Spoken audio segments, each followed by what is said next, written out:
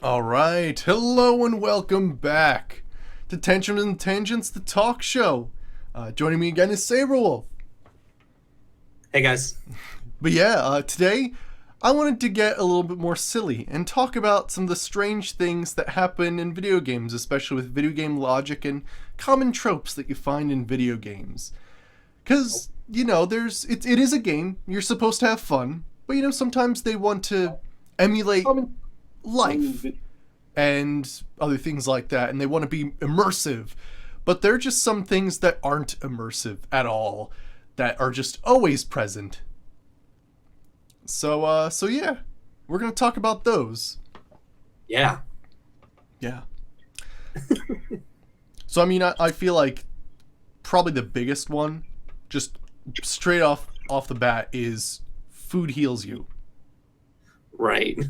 Like it's basically, there's so few video games where food does not equal health.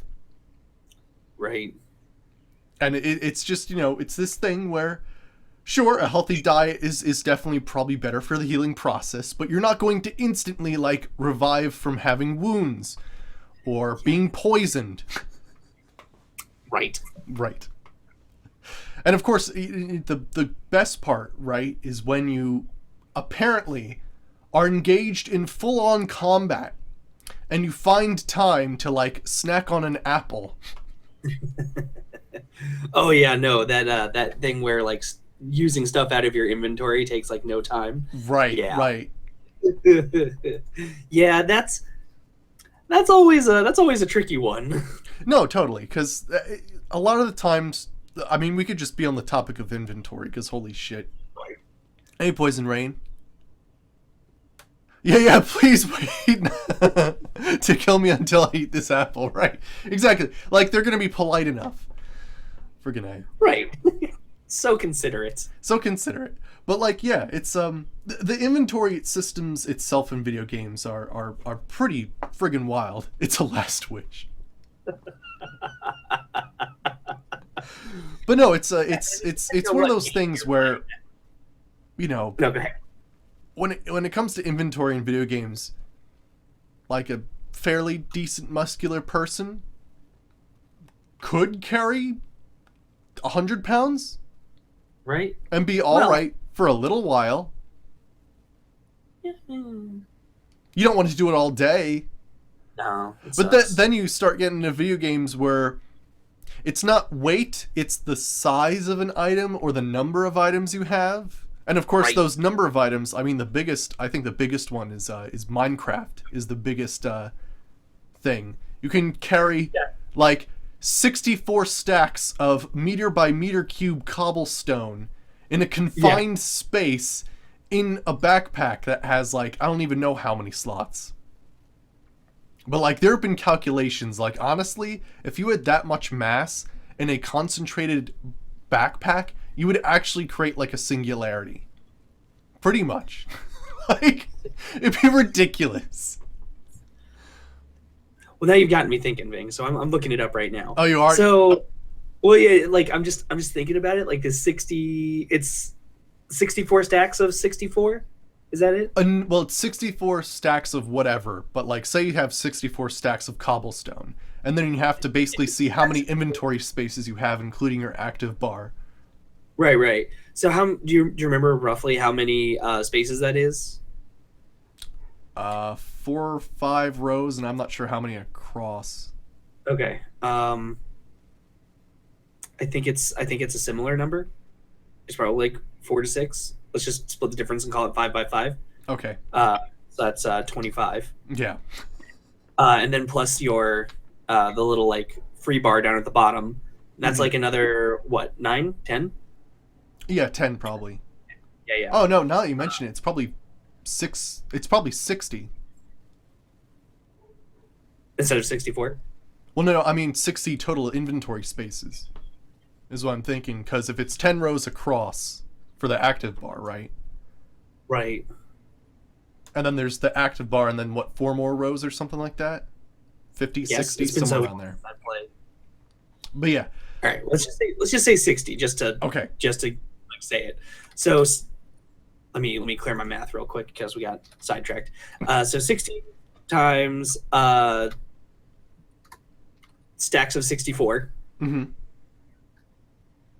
times, and this is an estimate, but concrete weighs about 133 pounds each, or for like a meter by meter cube. Yeah.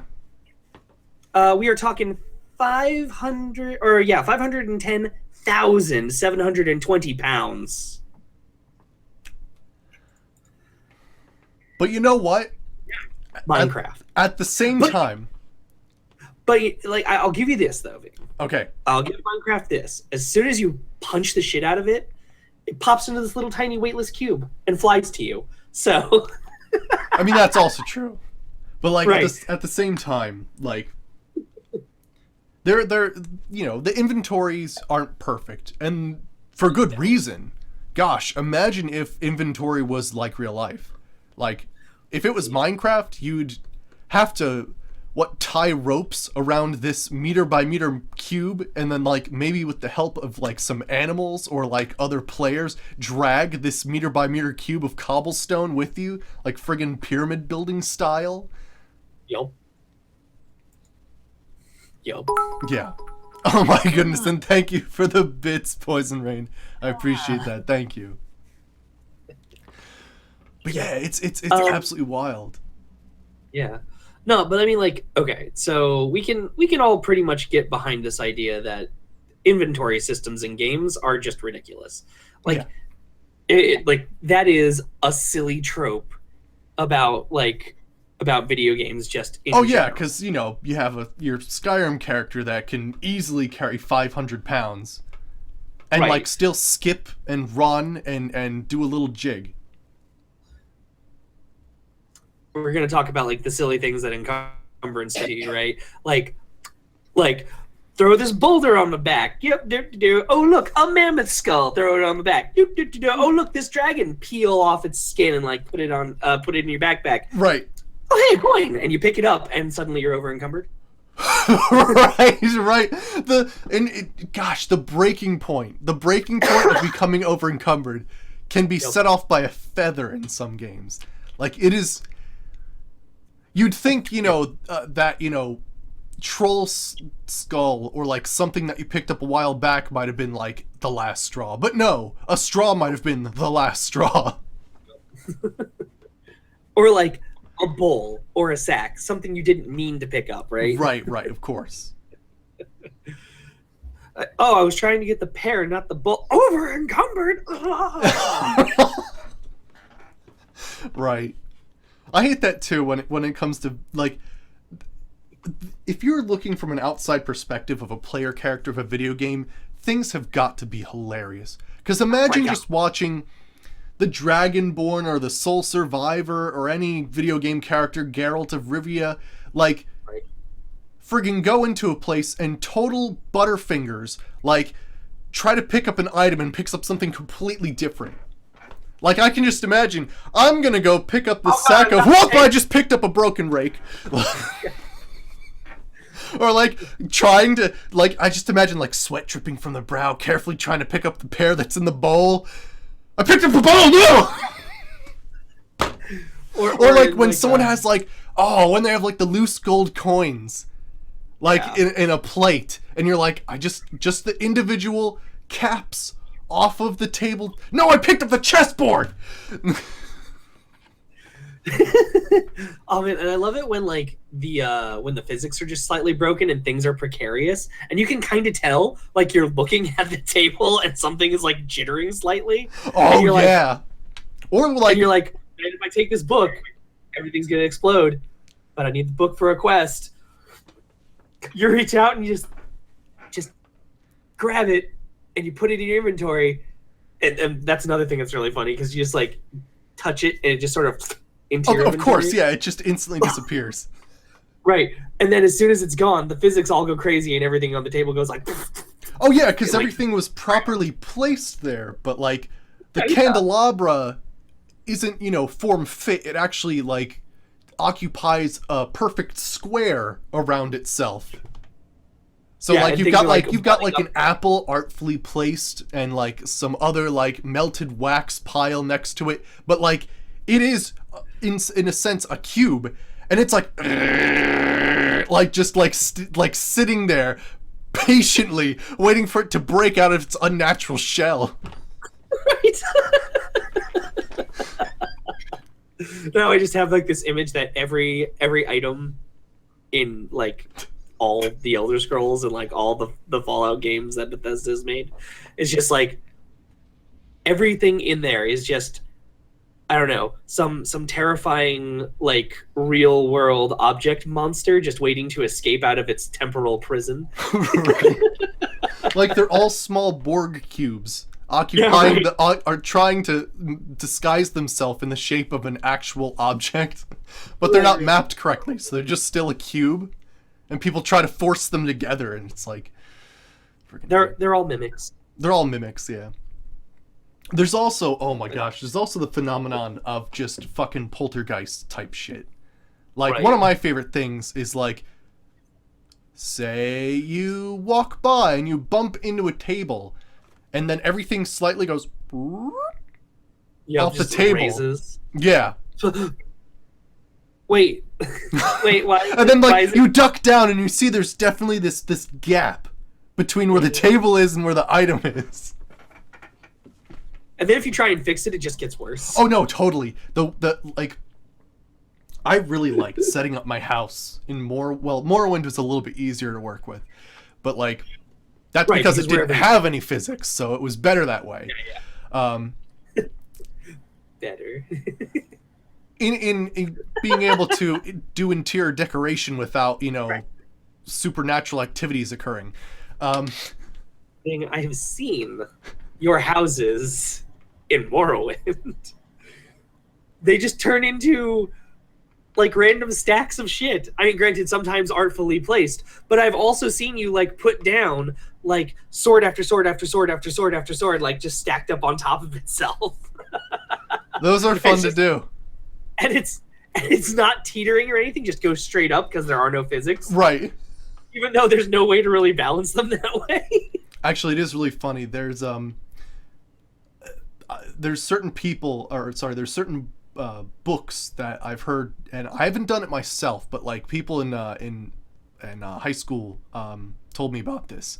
But there's one book in Morrowind that actually has physics to it, and if you use the console commands to basically replicate it like 1,000 times, you can make a staircase out of those books. Because you just place one down, you take another one, you place it down, you place it down, and then you just keep going and you can make a staircase out of books. It's weird. It's just weird. I mean, it's cool, but it's weird. No, totally, yeah.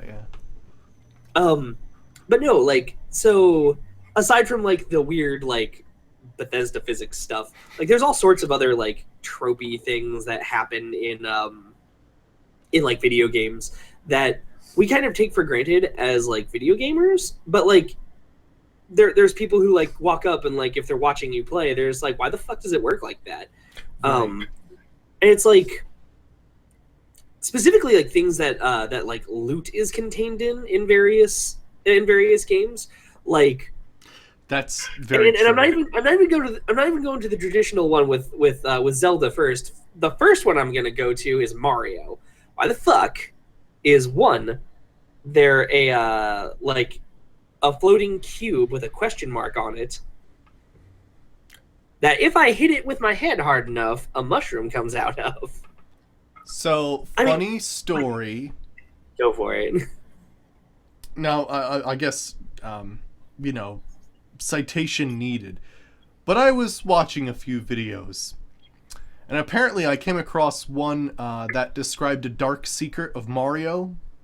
Yeah. Which was apparently like in those, sometimes games come with that little booklet, like that instruction manual you never fucking read, basically. I mean, you used to, but Yeah, that's yeah, different. back in the old days. But yeah, so apparently one came with like Mario on the Game Boy, Yeah. and it explained how all the citizens of Mushroom Kingdom were turned into bricks by King Koopa. Oh. Yeah. Well, Mario's a douche. Like, it's like, you know, not just like, you know, because bricks are floating. Okay, cool. Those bricks are people. Not only that, headbutting them to death. Right, like you break bricks in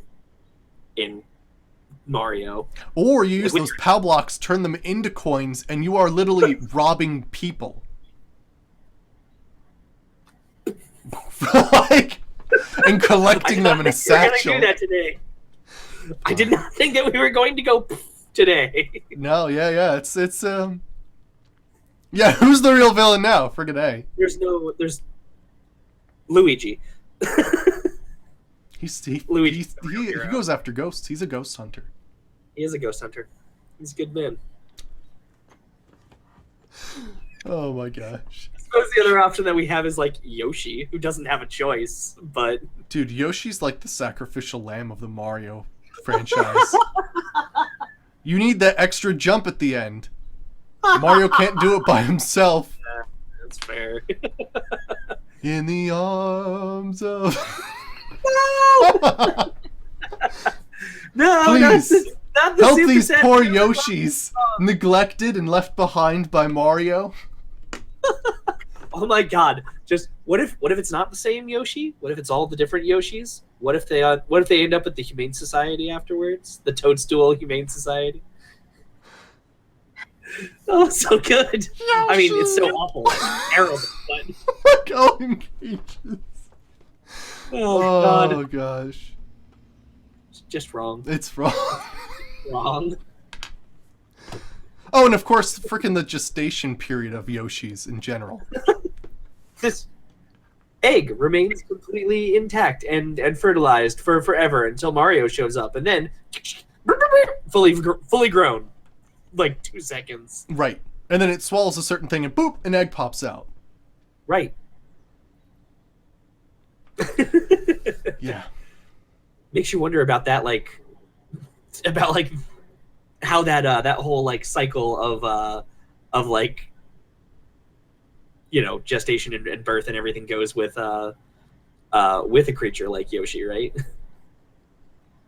I feel like it's more like a matter conversion. I mean, it might be Kind of So like there's like Kirby there's like also, I think, terrifying, follows like- the same thing, right? right. You have to eat a certain amount of things before you either absorb a new power from your slain foes, or you can reproduce with an egg that will stay completely intact unless disturbed.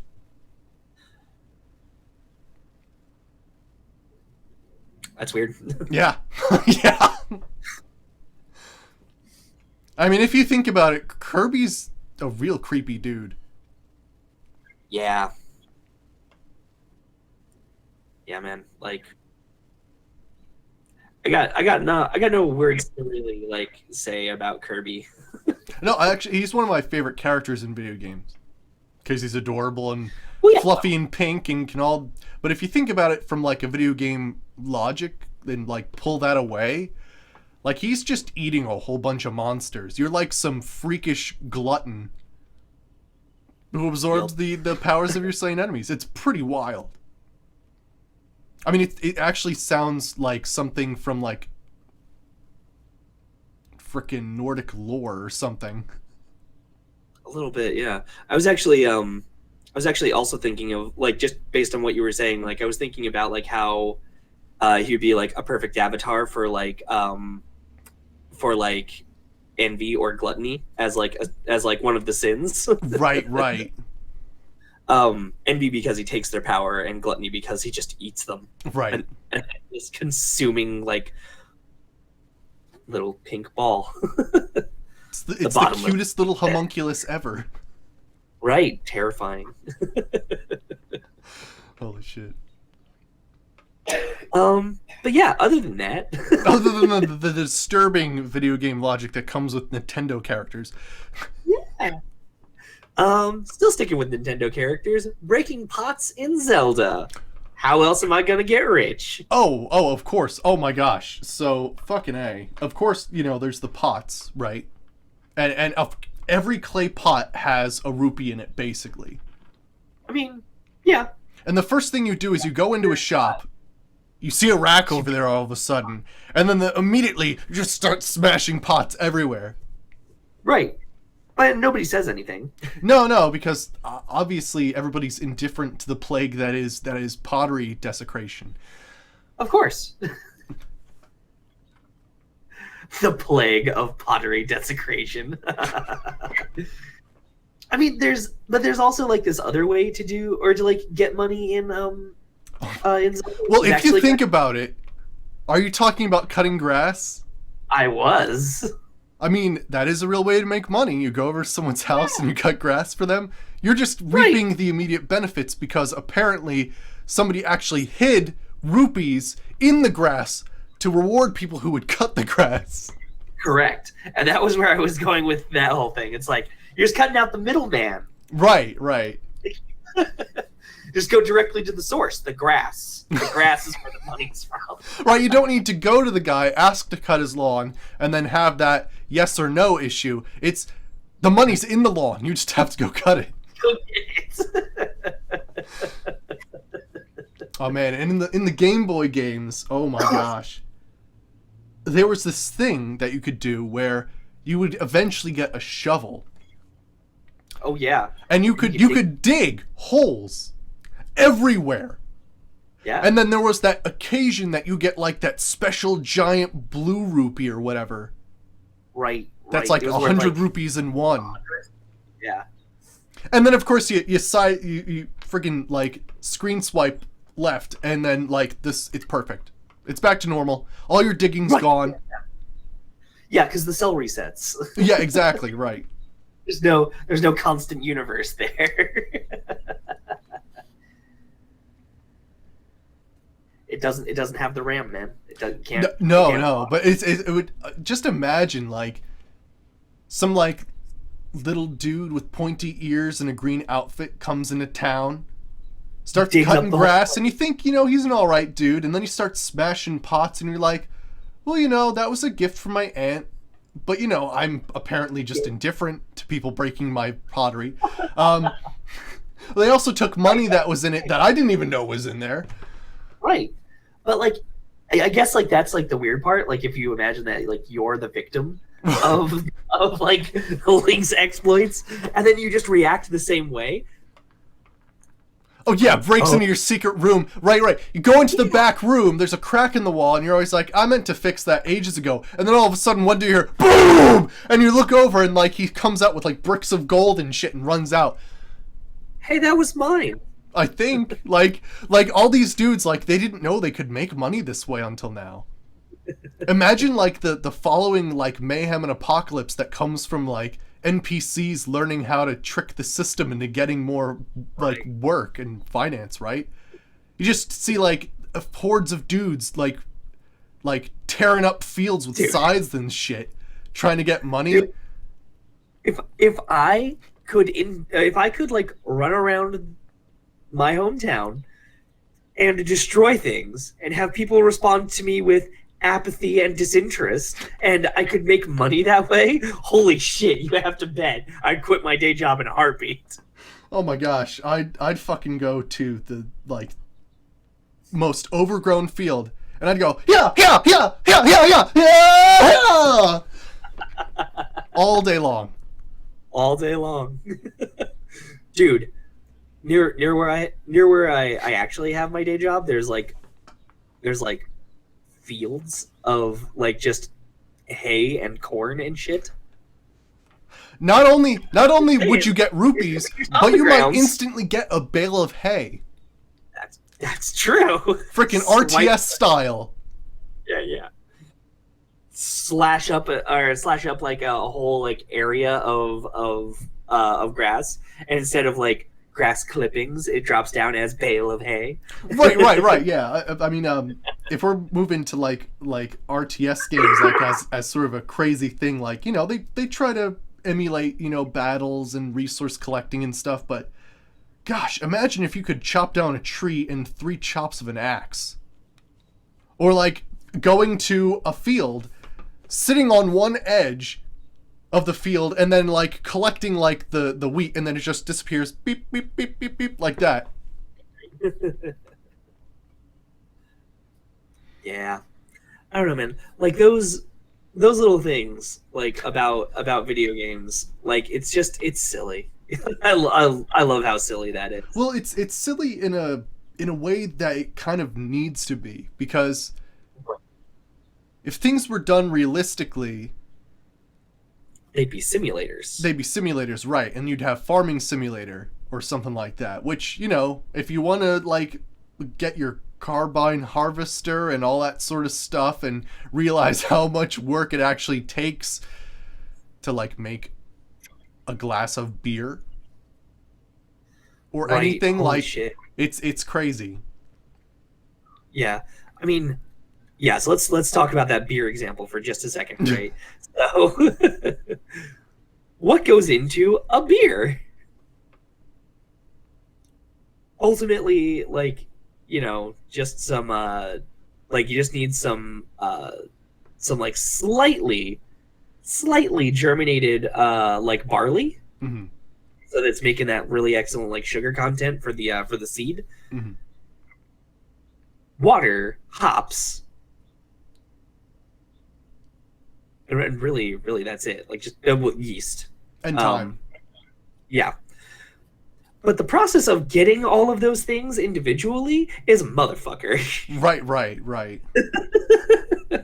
And of course, in most games, it's like water's not an ingredient, you know, because imagine like freaking water resourcing. Water. I mean, some games like in survival modes or stuff like that involve water and food and have different things like that, but like there's a lot involved, and you know, video games, they want it to be fun, not complicated and horrible for you. Right. Also, like as long as we're talking about like crafting stuff, especially like food and beverages and stuff, like the time frame it takes you to make it in a game Oh my is like gosh, of course.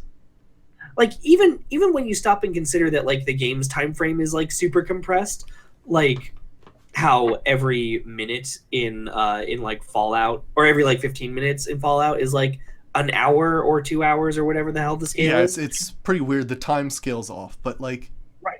holy shit! But like, Imagine, is there like a real world like baking simulator? Because that would be hilarious. Like, imagine you start off the game, you have limited recipes, and then you basically have like some amount of ovens, and then you start like baking a cake. You actually have to wait 30 minutes. In the meantime, you still have to make money to break even. So you got to make Right. some other stuff while that's baking. Hopefully you've got your time management correctly. Get that cake out. Get enough money to buy another oven so you can get 2 cakes. Have more recipes so that you can cook stuff in the meantime, so you're not wasting your time for 30 minutes waiting for 2 cakes to make themselves. Hire an assistant so that someone can help you with time management. Hire a manager so that someone can do marketing. Like, oh my gosh. right, like I feel like that game specifically might be like too close to real life for Poison to handle. Actually, she was just saying that. Because anybody watching, Poison is a well, Poison is my girlfriend. Ving and I are well, Ving is also acquainted with Poison. And Poison was an assistant in a bakery for a while. So this whole like time management thing, also stay busy, make sure you don't burn the cake, like hire new people to help you make sure that everything in the shop runs correctly, is like real life for Poison for a while. So No, but that's what I'm saying is you get too real in a video game and it gets stressful. for sure, like when, especially when like you throw in like a like game mechanic pressures, like how every moment you're playing the game you need to be generating resources, right? Mhm. Like that's not the case like for every game. Like some games aren't about like generating resources, like card games aren't necessarily whenever you're playing them. Sometimes they are, like you want to get better cards and stuff for your card game, but like say you're playing poker, and like for whatever reason you think that poker is like the greatest fun ever, there's nothing that changes in a poker deck. It's always the same cards. It's just about what the hand that you're dealt and how you're going to deal with it, right? Like that part of it is fun. Mm-hmm. But when you take this this notion that there's like that you need to be like generating resources into effect, like that part of it, because of the way like our society works, actually makes it feel more like work than it does like playing. Right. And like that's where you get like this, that's where you get the reason that games like abstract this stuff sometimes and like make it easier. Like you don't want to have to worry about how you're going to drag, you know, like the carcass of a dragon back to your house so you can, you know, skin it of its scales and bones and make sure that like you turn its meat into jerky and that you don't waste any of it because you fucking worked like a motherfucker to make that dragon be like, you know, dead. You know, dragon jerky though, like dragon jerky's the best. I've always thought that in video games, although it would be very grim, there's a resource out there for monster, obscura, paraphernalia, and bodily like parts. Right. Like if you could get dragon jerky, holy shit. Imagine the price mark you could get on that. And I bet necromancers need all kinds of crazy shit. You don't really want to sell to necromancers, man. Those guys are assholes. Also, they usually are pretty social cool. mores by bringing back the dead. Yeah, and I mean, I guess when it comes down to it, they're not known for like having, you know, really, you know, big purses. So no, not really. Just big hordes. Big hordes of zombies who they're going to use to eat you. Yeah. But that aside, the business ethics involved in whether or not to sell to necromancers or not, and therefore, one, cut out part of your market, and two, be called a discriminator, aside. Right. Throwing all that aside. No, but totally. There's something in Skyrim that you know, there are things that happen in Skyrim. Collect all the parts of a dragon, right? Like it's just not a thing that you can do in Skyrim. No, but like one thing that, oh my gosh, so friggin', there are a lot of things I sort of just, you know, look over. It's fine, you know, nothing too crazy. But like there was this one time where I was building a house, right? Okay. And of course, you know, you have to get over the fact that, you know, I've you know, stood in one place at a chopping block and have gathered enough logs to create a table. Sure. In my seemingly infinite firewood log pile. Because apparently all my furniture inside is actually made of firewood, not actual wood. That works. But like, there was a trophy room. And all I needed was a couple of hag raven feathers and some straw. And I made a full taxidermic replica of a hag raven in my house. Yeah. I just imagine this expert sculptor with like this sort of look on his face. And he's got like a couple of feathers and he just goes beep, and he sticks a few of them in and then boom! It's a freaking hag raven. And it like, oh my god. It was like a straw training dummy with a few like things poked into it. Yeah. No, it's totally good. It's absolutely that. You've got like this straw training dummy. It's like just and then he like this guy just walks up and like just jams the hag raven feathers in like just randomly. And then like steps back and like does this number. And like the camera's focused on him, but then the camera's back over his shoulder afterwards and suddenly it's a hag raven. He's like, yeah, that'll do. It's just holy shit. Like I feel like what the abstraction there is that if you have hag raven feathers, you probably fought one. Yeah. Probably. Not definitely. And apparently are carrying around its corpse. Right. Exactly. Like there's some very strange implied stuff from video game logic that you don't really realize at first. you don't think about it completely, and I think sometimes the designers don't necessarily think about it either. They're Right. sort of like, oh, this would be cool, and then like later on, people like us are sitting around talking about it and going like, what about the philosophical implications of this thing that we were just talking about? Right. Because, 3 Hagraven feathers does not equal a Hagraven. No, for sure not. So apparently, when you're plucking the feathers for alchemy, you're also just dragging around this, like, horrible, gnarled witch corpse behind you. I mean, again, abstracted. Like it's abstracted down. It's like in Fallout when you are like you check your inventory and it tells you how many like screws you have, but it's really omitting the fact that out of like 2 cars. Right, of course. I mean, when it comes to stuff like the Fallout 4 scrapping systems and stuff, you go to a car, it's gone, and you have 15 steel ingots. Yeah. Yep. But I think really what I meant was like toy cars, right? Like the ones that toy cars. Like, yeah, of course, yeah. Like there's obviously more than one screw in a toy car. I mean, you would assume there'd be like a couple. But you can only get one. No, yeah. It doesn't matter which car it is, it's just one.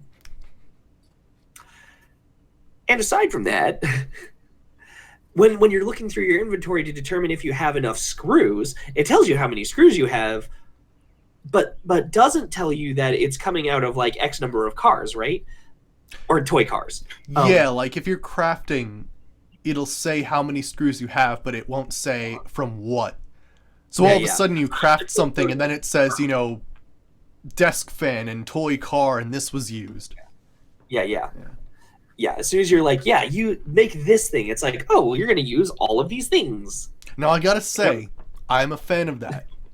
Yeah, I like it too. Because otherwise it'd be like, I have no more screws left. Well, what do I do? And then you have to, like, methodically go through and see if anything does actually have screws. And then you'd have to scrap them one by one.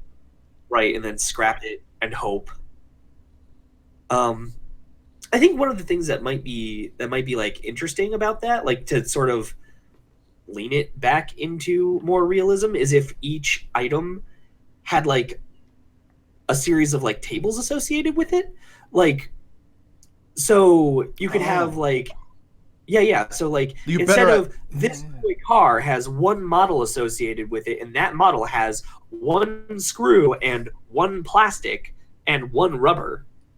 It like links to the small object table, and it has like plastic, rubber, and screws that randomly generate like between 1 and 2 of those things, or rather 0 and 2 of those things, right? So like there's a chance that it might not have the thing you want in it because it's too damaged or whatever.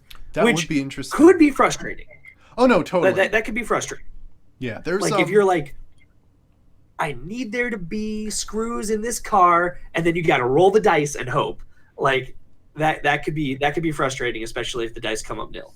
I mean, it would be cool, and I think it would be a really interesting thing to see in future is having that sort of random table associated with scrapping a certain object. It'd be fucking mental to have like all of those things, but like at the same time, like maybe it could be enhanced if you have like a scrapping perk or increased luck. Yeah. See, that'd be cool. One sec. Thing that I think would be cool about that is that like, so when you do that, like you don't have to have these tables like saved for each item, but you can link the item to each table, right? So it's sort of like just a reference. Like car has, or it links to like screws, plastic, and rubber as like random tables. And then you also can link this real car to like steel, rubber, and like engine parts or something. Right. And like the engine parts thing like will like generate like randomly between 1 and 5 random engine parts that are still good in this case, right? And like maybe it's sort of like, I suppose you could abstract it this way too. Like, so it's like a Russian doll. Like, I've got this car, I pop it open, and on the inside is car parts, and I pop them open, and I see what else is like further down until I've got nothing left. Right. But like, if you did that nested thing where you have like just tags that lead to a table that the computer can generate items out of for you, it actually frees you up a little bit to have more interesting results come out. Right. Right. I don't know. It'd just be interesting. It would be, yeah. And I feel like I it's a little bit more realistic. Yeah. Because, yeah, and hey, Bakor, how's it going? Man. Oh, God. Oh, gosh. Oh, no, that's totally, oh my gosh, that is totally one. Skyrim. Right. The whole point of those doors is to lock in the dregs. Or, sorry, the Draugr. And friggin' they have a claw key, and there's a combination on the claw key for something that seemingly shouldn't be released from the door because it was supposed to be locked in there for all time. Either the person that made the key is evil, and they intentionally put the lock combination on the claw, hoping that one day someone would unlock the evil locked behind them in the barrow, or someone's really shit at puzzles. Right. I mean, to Bethesda's credit, they just wanted a video game puzzle. Right. It's true. Like, they wanted to show off that what you could do is you could manipulate your inventory and see all around it, and that meant that they could put clues and shit to their video game puzzles. On a total of maybe 5 different items in the game. Right. Granted, they could have utilized it better. But it was an option. It's also a really cool way for, people who are interested in it to like look at the craftsmanship of their models, right? Oh no, totally. Because they put some detail into that, and they were fucking proud, and they were like, let's show off. So that's probably the real reason. But like, aside from that, I don't blame them for having done that thing, because honestly, Bethesda puzzles are never particularly tough to figure out. No. The only ones that I have a tough time with are the ones that require timing, right? Oh, but yeah. That's down to my ability as a person to interface with the equipment that I'm given to, get the thing I want. And when it comes to like video game puzzles, my favorite franchise is the Legend of Grimrock series. Right. And that one is kind of hilarious too, because it's sort of this unspoken thing. There are actually 4 people chained together as prisoners that occupy one square. Like, it's like this really advanced chess. Interesting. Basically. But like, it's really funny because you have 2 people in the front and 2 people in the back, and you can't, apparently, you're chained in such a way that you can't like separate or move fluidly or anything like that. But they do puzzles really well in that game. I really enjoy it. The combat's not crazy because it's all like cooldown bars, and it's not like you see like arms waving swords. It's more like almost comic book action, bam and whiffs like through the air. But like, it's amazing. Neat. Oh yeah, that'd be interesting. Right. Yeah. I mean, gosh. thing is that like. Go ahead. No, go ahead. Oh no, I was just gonna say that I don't. Like, I think that Bethesda includes puzzles in their game because they're sort of like, well, people expect there to be puzzles. It's like a dungeon delving game, and like, it's sort of a holdover from like Dungeons and Dragons from like the 70s and the 80s. I don't think that they're necessary for their games the way they do them anymore. I know what you mean, actually. Yeah. But like, I Well, I guess let me ask this. here's my thing, right? Puzzles in dungeons are for situations where something's supposed to be forever locked. Well, not forever locked away, because you wouldn't make a puzzle. You would just make like a freaking unsealable, like, secured door. Yeah.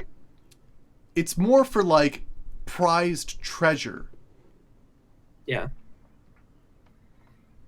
And it's Well, I mean, really like, funny because they always put puzzles for things that shouldn't have been found in the first place. Like, it's always Right. the secure, like, omega freaking powerful god item that shouldn't Right. be in anybody's hands. But because you're intelligent and sneaky and crafty, you apparently can solve the puzzle that nobody should have had. Yeah, right. Like the thing is that the thing that I don't actually like buy about puzzles in games ever is that like they're literally just there as a way to like challenge people who are playing games. Like if that's the whole point, awesome. Do it. Like make the whole thing about puzzles. Like make it a mental exercise for whomever is playing. But like I don't get it in like dungeon delving games because they completely defeat the point of having like a secure location, like you were saying, right? Right. Like there's literally no logic to including something like that. Now, it The has only to the be... only exception I can see is if the maker of said puzzle is mad. Oh, of course, yeah. You always have the mad puzzle master, right? Who Yeah, is guarding his secrets to the grave with this massive puzzle labyrinth, right? yeah, exactly. And like I dig that. Like that's cool characterization. Right. But like in Skyrim, which is the Bethesda game that I've like played the most through, like it that includes puzzles, that is. Like it doesn't make a lot of fucking sense for there to be like puzzles the way they present them, because it's like, oh yes, move these statues so that you can open this iron gate. And I'm just sort of like, okay, so it's a glorified combination lock, which I mean, granted, it's presented in a cool way, but at the same time, like, why not just give a guard a key? Right. Like, and like Bakura was just saying, make the players find something, right? Yeah. Like the dead body that has the key on it because this guard died in here like ages ago is a great thing to find. Mm-hmm. Like maybe he got shut up in one of the Draugr tombs, right? And like you open it up, you're like, oh god, Draugr, and then you're like, wait a minute, it's not a Draugr. Right. Like there's all sorts of ways that you can get around that weird little like trope without having to like actually make it less challenging. That still that like buy better into the game world, right? No, totally. I mean, yeah, you can have puzzles in the forms of what I think is probably more common, even in like dungeons in our world, like ancient ruins and stuff. Traps. Sure. Finding out how to not trigger a trap. And I like that puzzle better. Right. Right. You're going to die. You need to figure out what tiles you don't want to sit on. Right. Like when you said that, the first thing I thought of was like Indiana Jones, and like the Ark and the Raiders of the Lost Ark. Like no shit, like that whole opening sequence is like one of the greatest like trap puzzles ever. Right. And like who doesn't want something like that? There's an old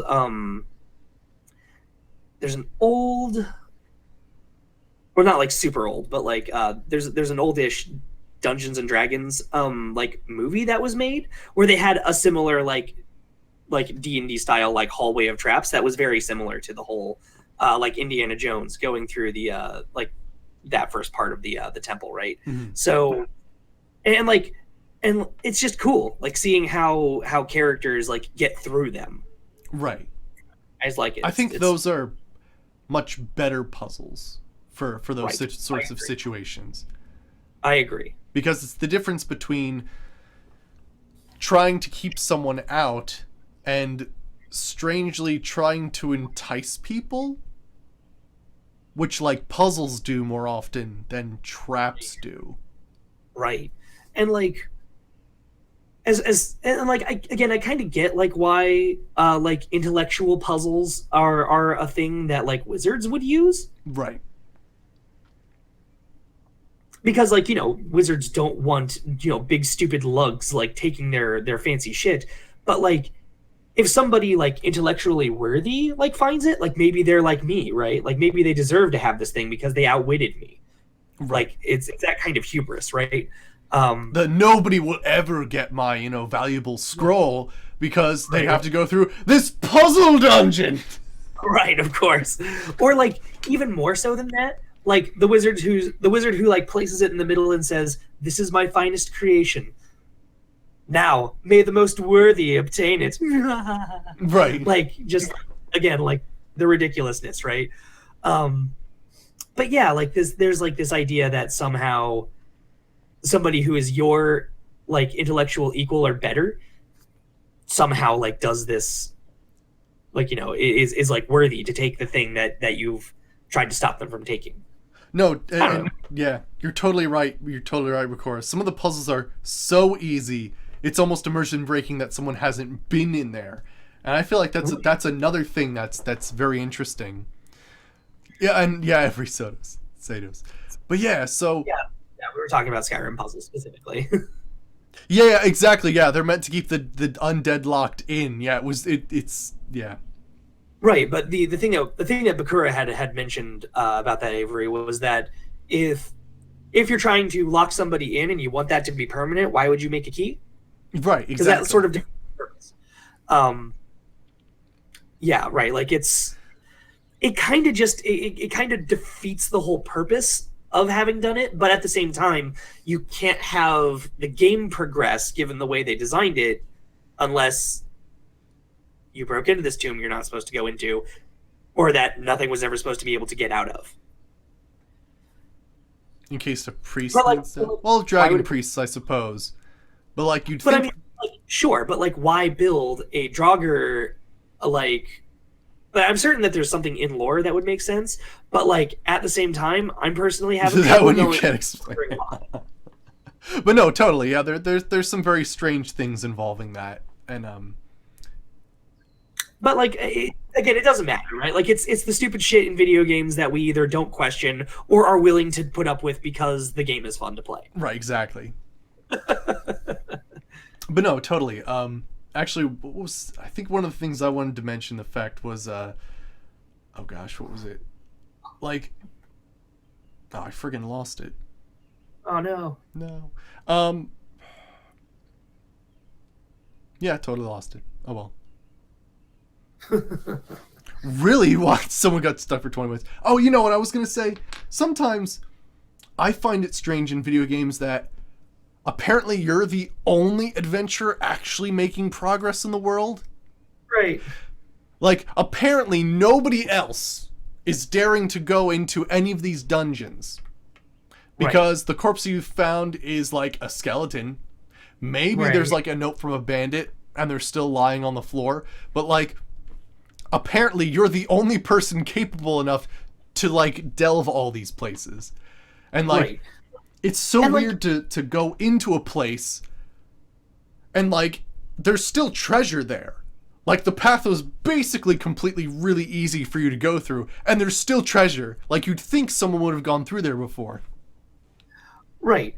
I mean, yeah, and like Poison said, you're the fucking chosen one, right? Like exactly. It's, and like even more so than that, like I think it's mostly due to the amount of like effort that it would take to sort of track who would have gone into, who would have come out of. Like, if you want to go to some place that is ancient and civilized, I mean, I know that Skyrim doesn't really seem particularly civilized, given that it's like most of the cities are basically like in ruins or like just basically huts that have been erected recently. But like generally speaking, we would consider it to be civilized. There are cities, there are big buildings that have been created by people, and there's a rule of land, right? Right. Like, unless the place that you're going is, or has not like seen people since like forever, like you really have to sort of set aside this notion that like that there would have been somebody before you, especially in a game like any Elder Scrolls game. Yeah. Because it's not like, everybody was born yesterday along with you. Right. Like, the lore goes back hundreds and thousands of years in some cases. Right. And I mean, I know we're picking on Skyrim a lot right now because, like, we're talking about, like, their shit puzzles. But, like, this notion about, like, there being, like, a dungeon that nobody has been able to get into or nobody's been brave enough to go into since forever is true of, like, Morrowind and of Oblivion, too. Like, and other games, too. I mean, Fallout as well. Like, no, absolutely. Oh, yeah, no, and, like, there's, like, Zelda. Yeah. Like, straight up Zelda. But, like, to be fair, in all of those games, there's this thing where, like, you're the prophesied one, right? Like, you're the one who's going to save everybody. You're the person who's going to, be important. To be fair to the people who created those games, one, that's cool, and two, it's the premise of your game, man. Like, yeah, it's true. It wouldn't be awesome if somebody came in and stole your glory the entire fucking game. Although it would be hilarious if in like a future like Elder Scrolls game or Fallout game that there was like this roving anti-adventurer who would like go into these places and collect and hoard things and take things and have his own base. So like you'd go into a place and then maybe like there's some sort of like note or calling card about this dude who's like basically thinking that he's the chosen one, and you need to go kick his ass to get all of his shit that he picked up from those dungeons. Right. And like that'd be cool too. Like actually hilariously, there is a thing that's similar to that in a D&D module. It's the Curse of Strahd, which is like the new updated Ravenloft. But like you meet a guy in like one of the towns who is like, oh no, of course not. I'm not this famous adventurer you may have heard of. And like he's actually there to like try and like one up you the entire time. Like as an NPC, he's there to try and steal your glory and do your quest, and then at the end be like, yes, it was all me. I did it. And like basically take the place of the bad evil vampire. Like he doesn't want to be a bad evil vampire, but he wants to be in charge of what's left over once the bad evil vampire is dead. I think that's kind of cool, mostly because he's kind of dynamic. Like he's your ally in so much as he wants to help you do this thing. He's also an antagonist, right? Like he wants to swoop in after you've set this place free and like re-enslave it for his own purposes. Like, but like he wants to like go along and help you and like gather up like the ancient relics that are needed to defeat the evil vampire and stuff. And like, it's interesting. Yeah, I enjoy this notion that there's an anti-NP or an anti-PC who is out there to try and like help you save the world, but also to like try and like take your place as the person who actually wins the day. Right. And yeah. in Skyrim, in the Dragonborn DLC, they have Miraak, who, like, when you kill a dragon in his realm, can steal the dragon souls away from you, so you don't get dragon souls anymore. Right. Yeah. I was thinking of that too. Like when you were talking about that whole thing, right? Like because Miraak's a dick, and also like he's masquerading as like the chosen one, right? Oh yeah. I've missed some of that because I haven't actually played through that DLC yet. But like, does he think that he is the chosen one? Like, is he convinced of that lie, or is he? I think actually he was actually the chosen one at one point in time.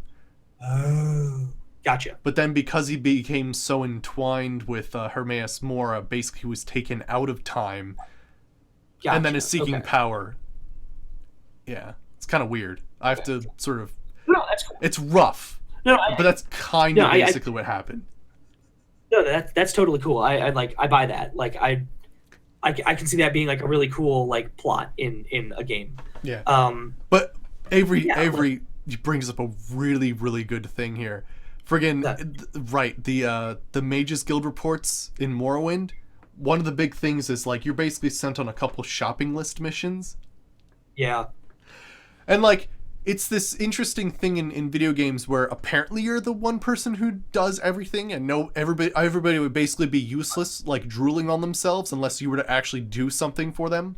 But like Yeah, it like- is kind of hilarious because in that one quest you do pick up a few reports and sheets. The Khajiit says, "Oh yeah, I had the mushrooms the whole time. I just told him to go out and get some," which was pretty hilarious. right. Like, yeah, gather quests are one of those weird like tropes in games, and like I kind of get it. It's sort of like a way to delay gratitude and to like make you work for it, whatever the hell it happens to be. Mm-hmm. But yeah, that's one that I wish would go away. Like that's a trope that just doesn't need to exist anymore. I mean, it's one of those weird things where in video games, I am not a fan of things like progressing, like time progressing without your like intervention, and it happens in a couple of games. In Fallout 4, you can have a settlement be attacked, and you're freaking nowhere near the place. And if you're playing in survival, you have to trek all the way back, and it's more annoying than anything. Or when you have like a time-based quest, like you have to complete this mission in the allotted time, or else you fail.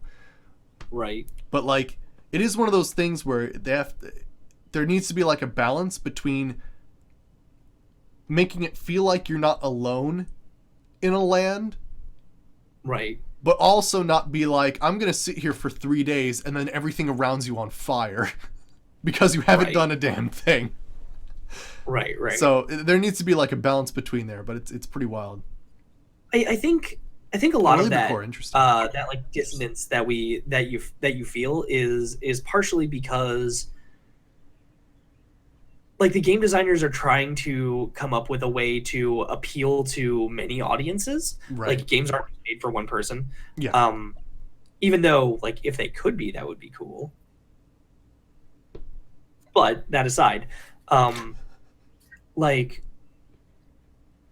yeah, like you're trying to appeal to many audiences, and some people think that shit is really fucking awesome, and like, or at least maybe you hope that somebody thinks that shit is really fucking awesome because you Right. didn't like test your market. But whatever, like, end all be all is you put it in there because you think it's cool, and hopefully someone else thinks it's cool, and you do the thing. Someone thinks it's epic that like you have to go back and like save the people who like you're in charge of defending, right? Like some people get a kick out of like being a white knight. No, and Granted, you it's know, cool. it's sometimes very cool. It's just the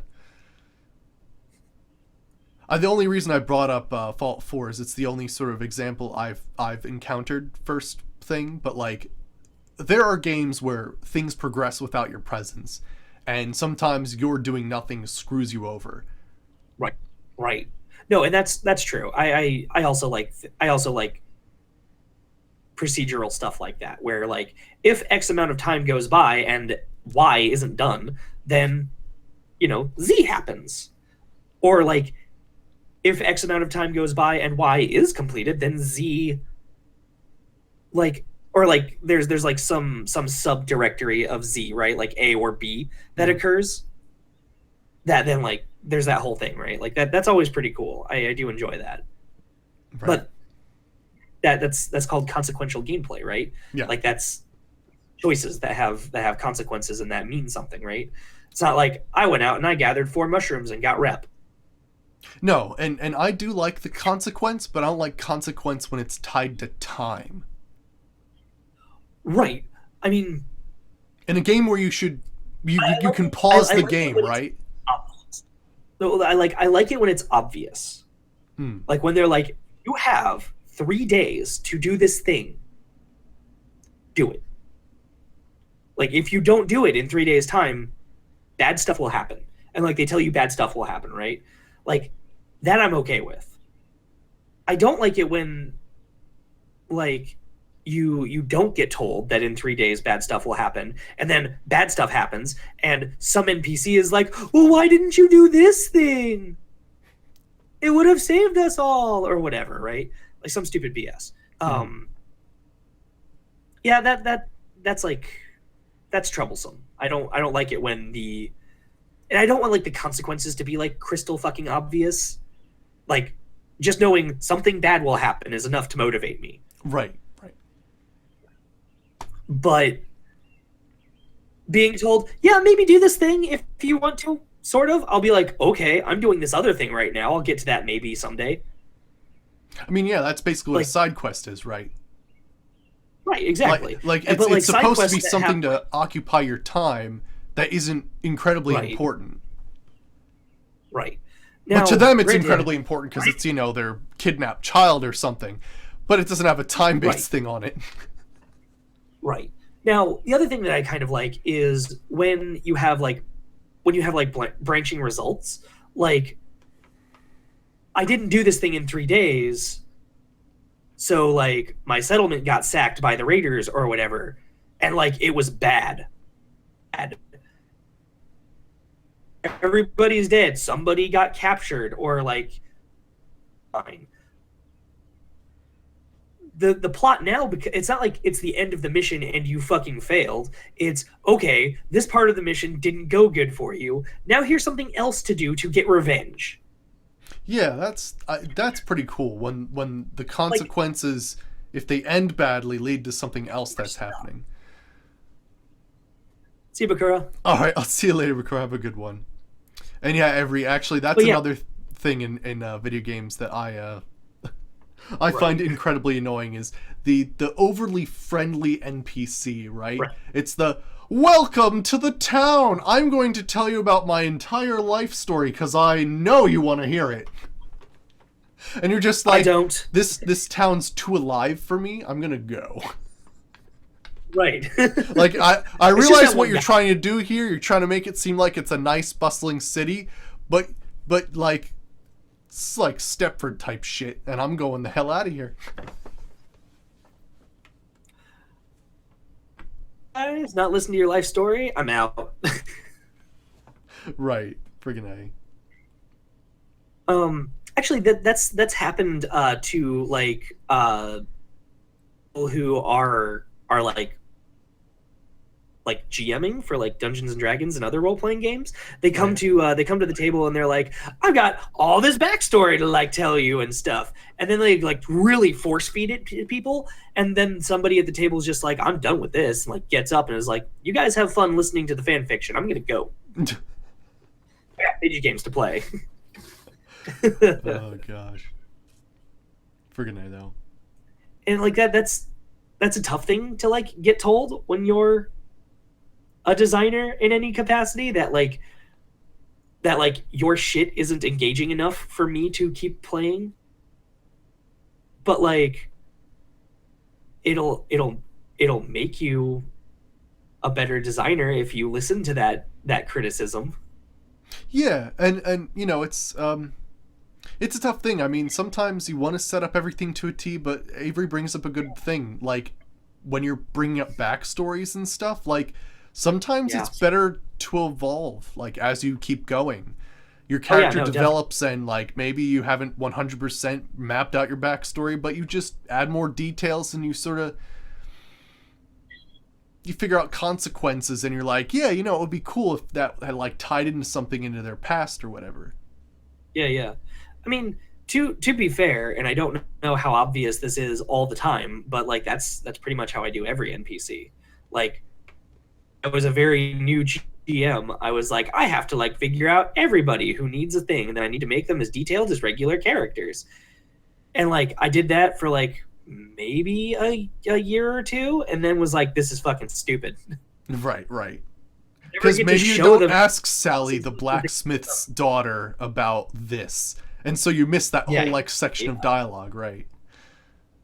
like, but like trying to script a tabletop game like a is that's a fool's errand. Yeah. Nah. I mean, the thing about video games, right, is there's a lot of stuff you don't do. Right? You're not going to Right. exhaust every dialogue option with every NPC. Of course not. Well, I mean, some people do. Well, I mean, I yeah, think they're but like crazy. at a certain point, like they have the stuff available so that it looks like everybody has a story, Right. but they don't expect you to be force fed it. Right. Right. Absolutely. I mean, in some games that's not true. Like you can investigate every single piece of dialogue, which is every single piece of written written language in Morrowind. You can, and you're kind of expected to. Like if you don't, you might miss something that's important. Oh, you mean because yeah, they base that's that old style of video games where it was text based topics. Correct. And like, that's exhausting. Oh no, like, totally. But I'm thinking, I'm thinking about like this sort of like this new approach to like dialogues and stuff, where like at some point you move the conversation forward with an NPC. I'm thinking specifically of The Witcher, right? Like you choose like one of your yellow options in a conversation, and you don't get to go back to that dialogue window anymore. mm, That's how you're resolving something. Anything white is fair game. Just right. click on it. You'll like have a discussion. You get some more information. It's through the lens of this NPC. Whatever. You select the yellow thing, whatever it is, and you're moving on. That's that. Holy shit, though. Imagine having a conversation with a real life person, and you like sort of trigger the progression of a conversation, and then you want to ask them about something. It's like, no, you missed your chance. Right? No. or like they stare at you blankly, and then like they repeat to you the exact same thing they just said. Oh my gosh, that's even better. Holy shit. It's like there's an internal consistency error where they're just like you're trying to go back in the conversation and they can only move forward. Yeah, no, I don't know. I dig it the way that they do in The Witcher. It feels like you still have the ability to investigate, but you can just make like super cinematic by just selecting like the progress the thing forward option, and like you get yourself in some deep shit if you just do that. Oh yeah, because you don't get all the details. Right. And like I kind of want to do that sometime. Like I know that Geralt is like a competent person and like a good investigator, and like I mean, like it would be he's fairly he's like a mighty fine Witcher. Right, but it would be interesting. Yeah. To do a whole story. Yeah, I'd like to play this short-sighted guy. Like just rushing through everything by the seat of his pants because it's too fucking important to wait and find out shit. That would be pretty wild. Yeah.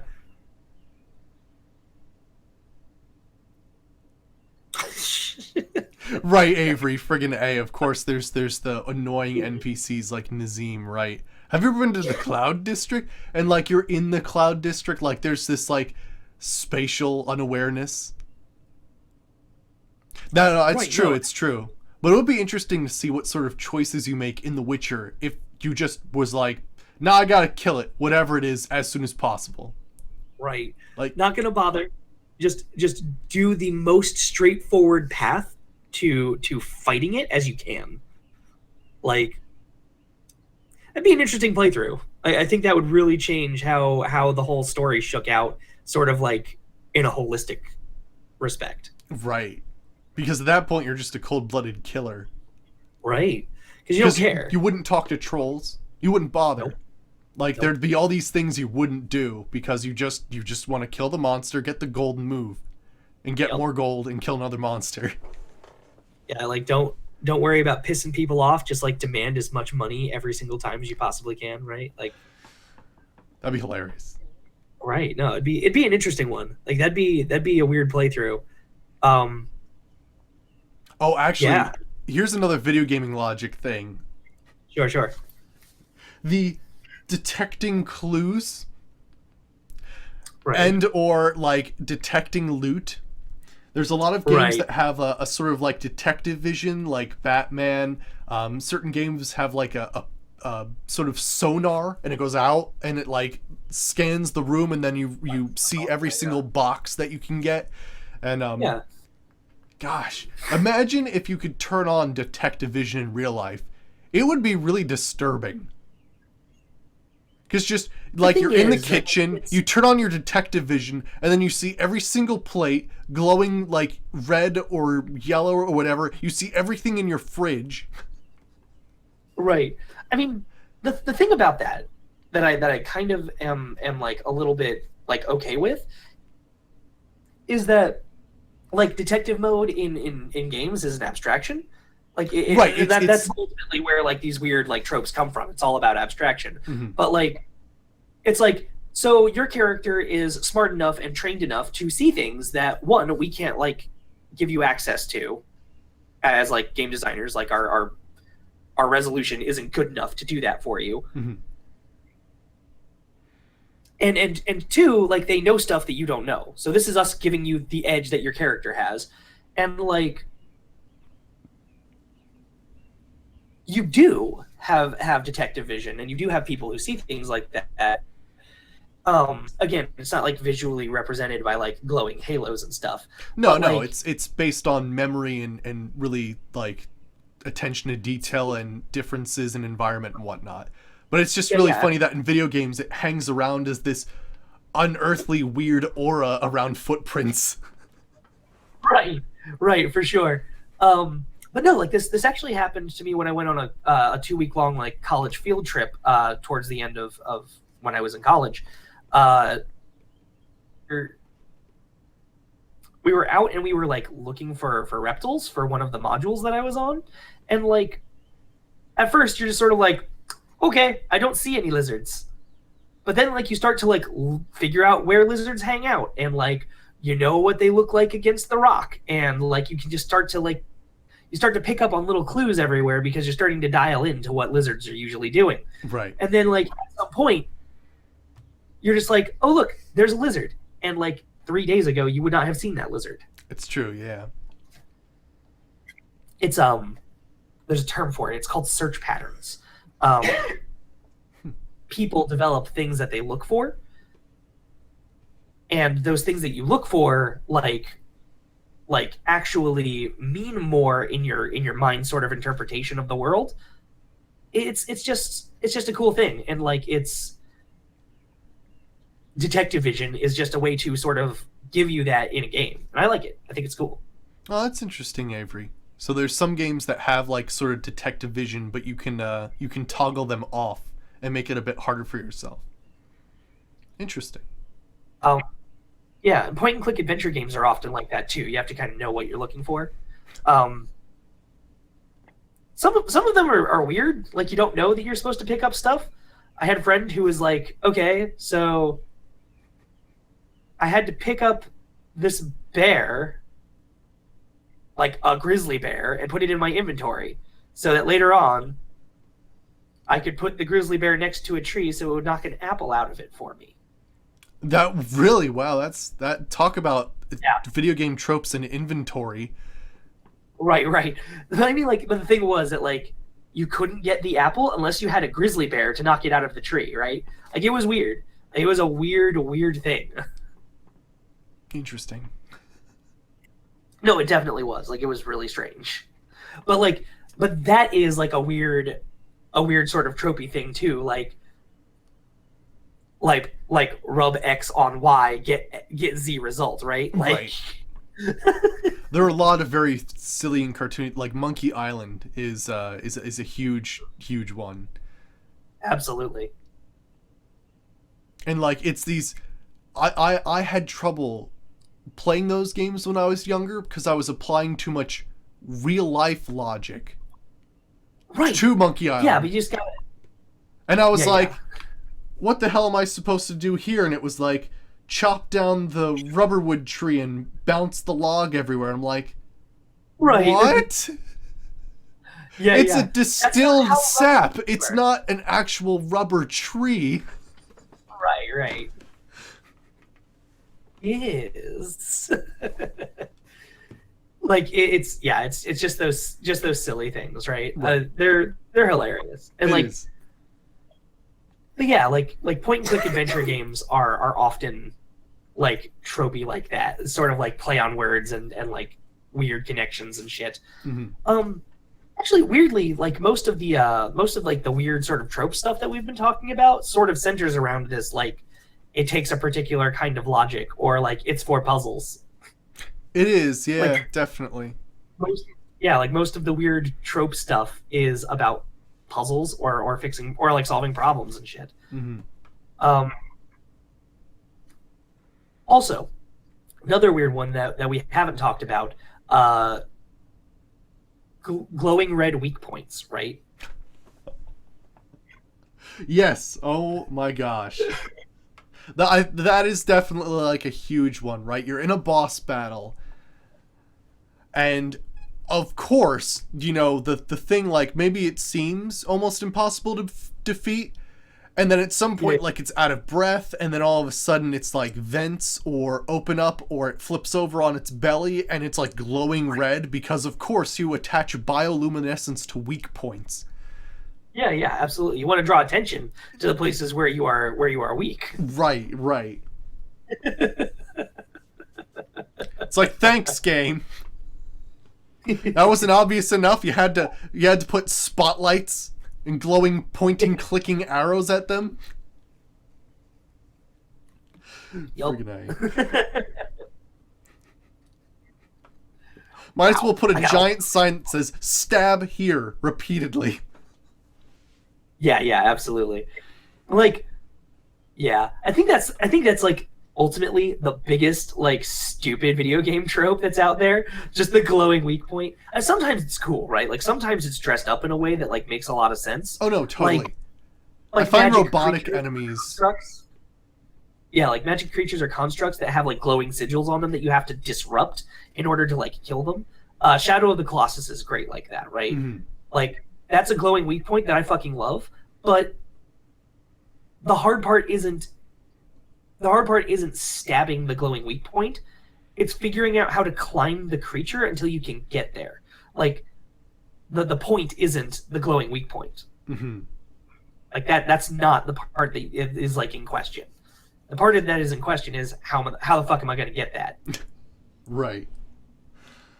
So like I like it because it's sort of like here's your goal. Because otherwise where the fuck would you stab it, right? Right. In the foot. Right. I mean, anywhere you could. The ankles. It's your typical Dark Souls slash at the ankles thing. That's exactly what I was about to say. Like it turns into Dark Souls when you don't have a goal to like aim at. And it's just sort of like, where the fuck is this thing vulnerable at? Like the game would be frustrating and really tough if that was the case. And since there's so little of anything else in like Shadow of the Colossus, that wouldn't feel fun, I don't think. I mean, yeah. I mean, to talk about video game tropes, like absolutely freaking inhuman stamina in Shadow of the Colossus. Like, you spend a good, 20 to 30 minutes climbing a 3-story foot tall thing and thrown off about 5 times in the process, and climbing it all again to figure out exactly where to stab it.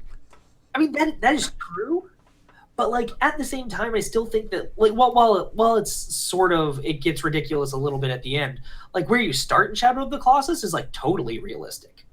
Like you can only climb like sort of anything for like maybe 30 seconds, and like if you stop, you don't regen like your stamina. You just stop spending it. Mm. Which can sort of be like inhuman stamina, because like people can't hold on to a tiny like quarter-inch ledge for forever. Yeah. But like at the same time, like you're not like climbing for forever at the very beginning. Now, if you run around and you collect enough lizards and you play the game like in that way so that you can like increase your stats and shit, yeah, sure. I mean, like you get better, but it's there's sort of like this in-game rationalization, like the lizards make you better. Like I eat them and they give me like this ability to like have stamina more, which kind of ties into the whole mystical nature of the world anyways. Mhm. Like it doesn't make complete sense, but at the same time there is a logic to it, other than like I leveled up and got better. That is another huge video game trope too, right? Oh yeah, level up. Fuck yeah, man. Level ups are like the dumbest thing in video games, but they're so important. Right, Like- right. Like you've just started your adventure. You look like some Like- buff dude that's been through some hard times, but no, you're gonna get killed by a rat. Well, now you're talking Morrowind. No, Oblivion too. You're in a cave. You're Oh, in that well, sewer with a whole bunch of yeah. rats and goblins and whatnot. That's fair. But like, That's real. freaking A, like it's so funny, like the differences in like leveling up and stuff. And Yeah. gosh, sometimes when you level up, you just get ridiculous. Right. Like there are some perks or like things you get when you level up, and it's ridiculous how crazy it can be. Right. But there are some games where like you have like a level cap, right? Or Oh, like yeah. maybe at some point leveling becomes like so hard that it's prohibitive, right? Like Oh in yeah, Oblivion, like you would have to get like 10 times the amount of experience per level, or you only get like +1 stat point from then on. Like it's a diminished return at a certain point. yeah. And then like there's some like level up systems, like I think it works this way in Oblivion, like after a certain point you just don't have anything left that you can like increase, so you can't actually gain levels anymore, which means that you like the game's advancement system only works to a particular point, right? Yeah, actually it's really You're hilarious. good at If or, you or wanted, at least you're good at the things that make you level. right. If you want to min-max in Oblivion to have the highest level, this is hilarious. You have to play as a Right. race and a class that directly opposes the skills that you want to use. Because it gives you the biggest room to grow with your skills, right? And your So you'd levels have are to based on- basically choose like an orc with mage skills, or like a Khajiit with heavy armor warrior skills, or like something that doesn't fit the race and doesn't include your skills. Right. And like in some ways that's kind of cool, because what they're effectively doing is they're encouraging you to play against type in order to like partially for like role playing benefits, like I'm the only orc mage that's existed in these parts for forever or whatever. Mhm. So it kind of represents this unlock, or like this untapped potential. Yeah, like- it's almost like because like the orc mage is like has so much more to gain from learning magic than say a high elf would. Exactly. It's a So, much like- it's a much like rockier road in order to get to the end no. of being a master wizard. Yeah. And I mean, like you start with your ability, your skills, like so low in that case, and like your racial stats and bonuses don't really give you any buffs in that regard. So like you're pretty much just like picking hard mode, but at the same time you get an increased return for it too. Right, can like gain you all more start levels. at base level 15 skill or whatever, 10. Whatever it is. Well, yeah, somewhere like that. But because you fill up those bars like 5, 10, 15, even 20 levels more than, say, another race or another class, then you gain that many more levels, basically. Right. And like it's just an interesting thing. Like there's I don't know if that was intentional on the part of like Bethesda when they were generating this whole thing. I'd say probably not, but at the same time. No, probably not. Like they probably were not conscious of the fact that what they were saying through their design was, by playing a like out of like sort of out of niche for your race, Mm-hmm. you're being rewarded with more levels because it's a harder game to play. Right. But it is a byproduct of their design, which is kind of cool. Mm-hmm. Had that been purposefully engineered, I would probably be much more excited for Bethesda's game design. Right, yeah, like But that would actually be a really clever way to basically have an unsaid hard mode, basically. right. Well, I mean, like, and there's all sorts of games that have like an unspoken sort of hard mode, right? The original Red and Blue Pokemon like had an unspoken like easy mode, medium, hard mode, and that was like if you wanted easy mode, you picked Bulbasaur. If you wanted medium, you played Squirtle, and if you wanted hard mode, you picked Charmander because of like the type advantages going forward.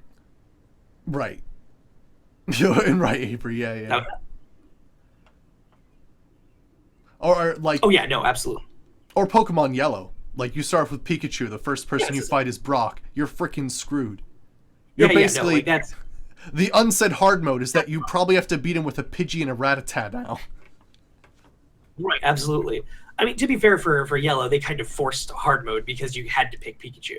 And Right. that meant that you had to go through. But I mean, like they did that because they were trying to emulate the TV show, right? Right. They were like, Ash had to like deal with Brock's gym, and it was really hard. You want to do that too, right? Being the best trainer ever. And Except then in you that, go, except in "Yeah, Pokemon no." Yellow, they didn't give you the option to go on a water wheel, attach electrodes to Pikachu, and then run on it until Pikachu was supercharged enough so that Lightning Bolt would actually be effective against a ground rock type. Yeah, except let's remember, it doesn't matter how good your ground walk your lightning type is. Ground rock is never going to be particularly affected by a lightning bolt, because of the way typing works. Yeah. But all of that aside, right? Like that whole thing, like that was the original intention for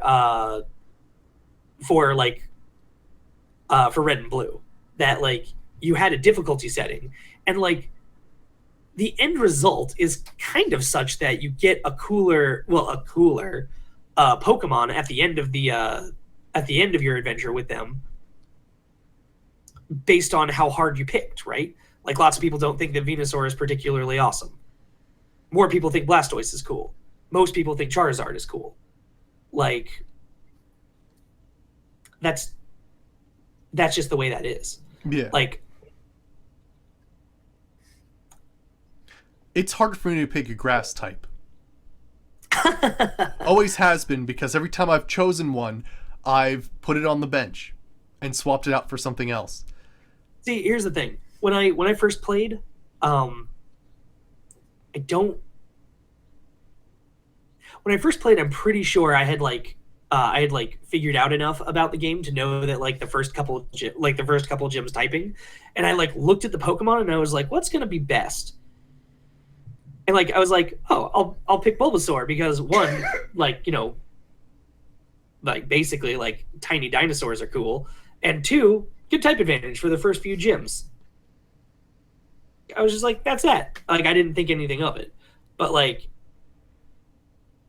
yeah, I mean that was just that. Anyways, that's another one of those like weird things. I don't think that it's necessarily like tied to tropes. No. Although difficulty settings is a trope.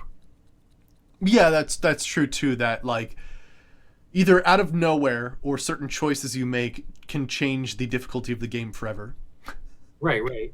or partially. I really meant more like not really so much like choice related, just difficulty settings. Like, do you want to play on normal, easy, or hard? Like, It's actually become so crazy that like it's not just normal. It's not just easy, normal, hard. It's easy, normal, hard, very hard, survival, or beyond that, death march. Beyond that, like people come up with crazy new difficulties. I mean, like, and the thing is that like the thing that like I try to remember is that it's not like a new difficulty; it's just a new name for the same difficulty, Right. right? Like, because The Witcher doesn't have normal, easy, and hard. No, they whatever don't. the fuck they have, and it ends in Death March. Death March, Blood and Broken Bones, Story and Sword. oh, Story and Sword. Yeah. But like, yeah, like most games present easy, normal, and hard with that kind of like mentality nowadays. It's like, do you want to just get the story and not really worry about how difficult the gameplay is going to be? Or do you want to have like the gameplay be kind of difficult or challenging at times? And do you want to like really, really have to push yourself every single encounter to make sure that you live and that you progress? Like, style of gameplay, because I think that there was a time, at least in my life, when you were kind of like judged harshly based on how hard you were willing to play a video game. It's like, oh, you only play on easy? I feel like that play still on, like, the happens. hardest difficulty there is. No, I feel like that definitely still like- happens.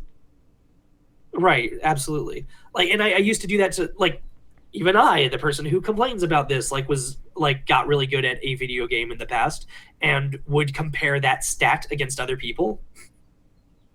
Like, but I have since moved on from that childish pursuit. Oh boy. Although I will say it does seem to happen. It does seem to happen on the stream a lot. Like when you're starting off a game, you're like, yeah, I've never played this game before. I don't know how hard it is. I'm just gonna like keep it on normal for now, just to see what it's like, because you always want at least some kind of challenge to begin with. Like somebody comes in and they're like, "Ooh, are you playing on the hardest difficulty?"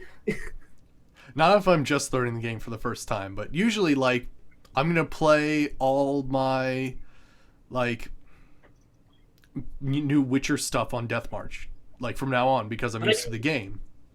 Right, but like the point that I'm making is that you didn't start off that way. Like, Oh, no when way, you first yeah. started, you were like, okay, so what's normal? Blood and Broken Bones? I'm doing that, and then like as you played, you were like, not challenging enough. I'm just gonna up the difficulty because I need a little bit more when I'm doing this. Like I need more in-game challenge during this conflict. Like it's too easy. Holy shit! The I think the hilarious thing about the whole like gaming logic applied to a difficulty bar Right. is in real life we would all slide it to easy. If difficulty bars existed in real life, there's no way we would play life on the hardest difficulty. Dude, if I could easy mode my fucking life, I would do it in a heartbeat. You mean it takes less experience to level up, and I don't have to put up with my boss's shit, and I can, and like I just get money for just showing up to work every day? Holy crap! Oh my gosh, that'd be hilarious. And hey, Johnny Fleistein, how's it going? But yeah, man, like, like, of course I would easy mode real life. I mean, I don't have to go to school and I can still get an education? Amazing! You just have to sit in a desk for 5 minutes and then like time progresses because nobody wants to sit and wait for that shit. Yeah.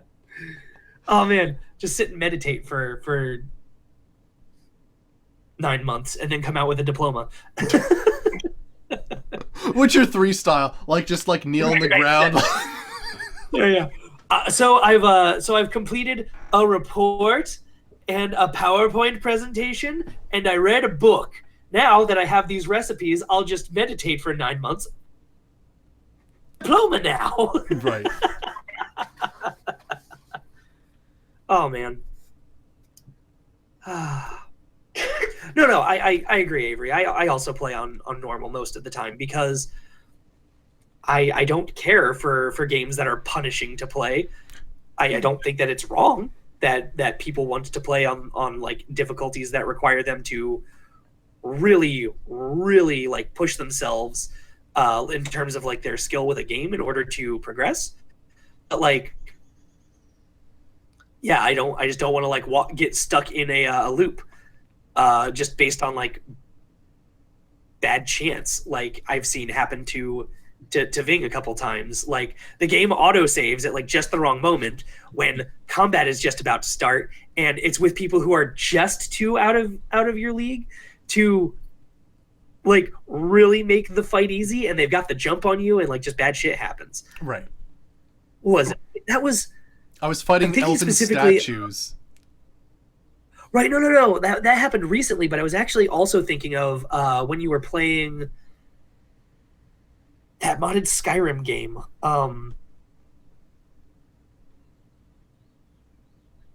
What's the German game that's like built on Skyrim? Enderall, yeah. You were in like a room, and there were like 2 mages in there, and they just fucked you up. Like I think I remember 5 that. minutes, they fucked you up. I think I got really salty because. But it of was that. because the difficulty was so high. It was, yeah. But no, let me respond to a few things here. Yeah, Avery, I never start Morrowind on hard. There's no reason you should, because it's the difficulty's aggregated based on where you're going. And if you find that things are too easy, then you can raise the bar. But like, yeah. And that'd be hilarious, Johnny. Friggin' A. Like, friggin' go to a place like and like one cashier, and you're like, so how much is this? And then you get a price, and then you go to the next cashier, and it's like, I'll give you a better price for it. All right, I'm taking this guy. You can do that. They're called pawn shops.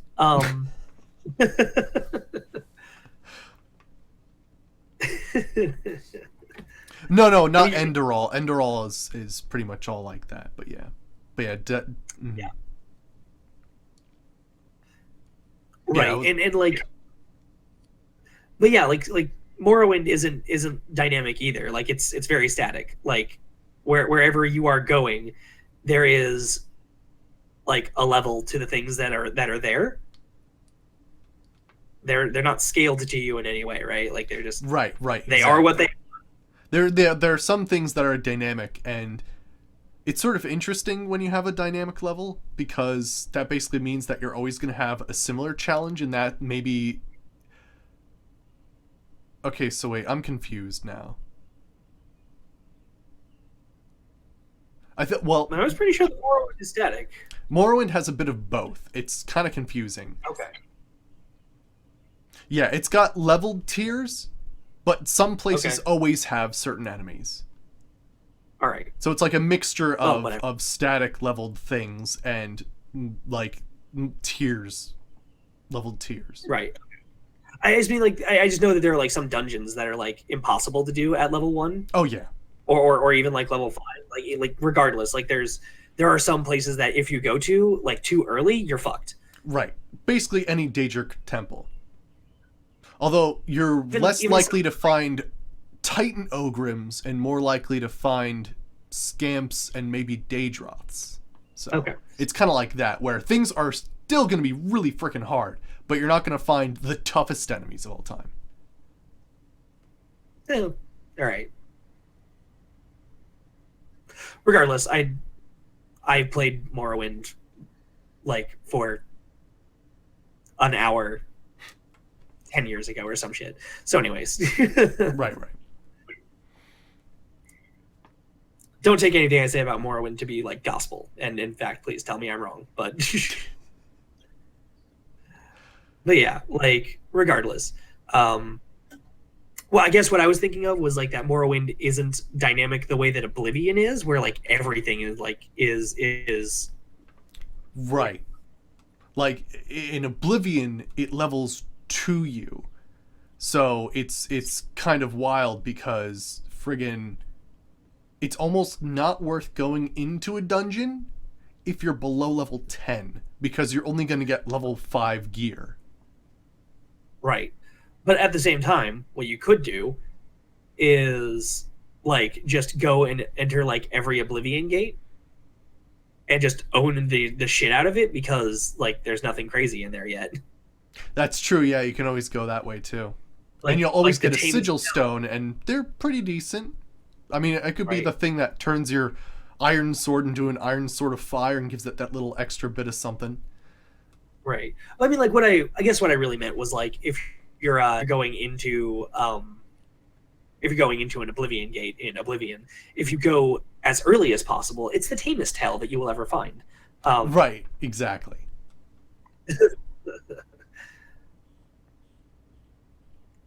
But yeah, it changes based on your level, basically.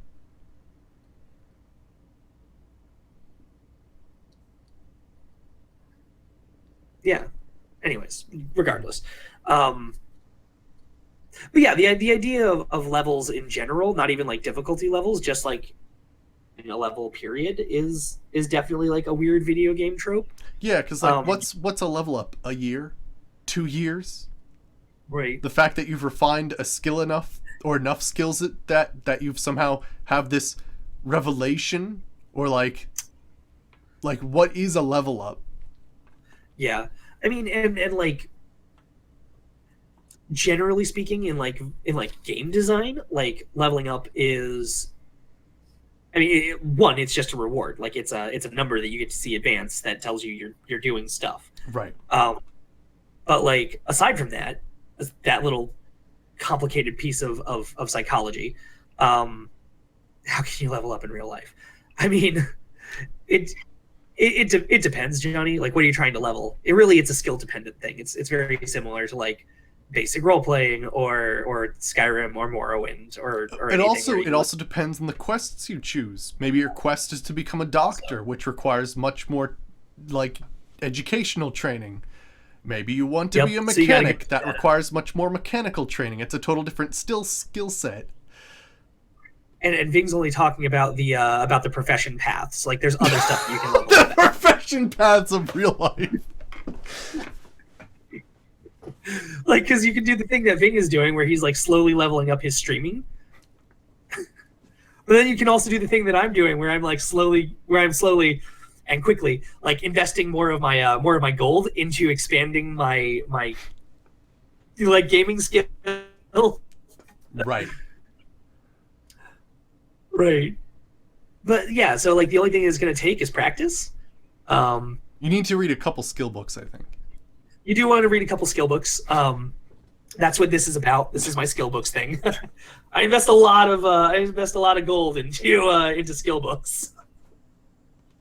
Also, if you're looking for a free option, you can find a lot of good advice on the internet. You just got to take it with a grain of salt, because some people are dicks. So that's true. I mean, you could peruse like the online skill book of Wikipedia. Right. I do love that online skill book. It's pretty excellent. Saving and reloading of 3 earlier points. Holy shit! Now we're talking about time travel. Right. Let's not do that again. That was a crazy talk show. Holy shit. Yeah, man. But no, like, oh, what do you want, Lily? Do you want pets? Cats. Cat. Yeah, so you can level up cats too. Yeah, of course. Really, that just requires that you get more. I'm a level 2 cat.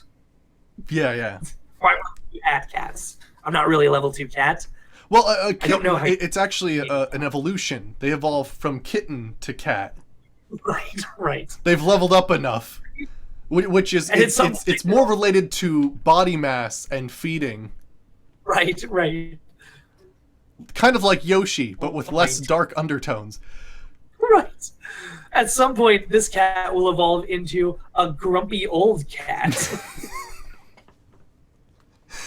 Oh gosh. Talk about potions.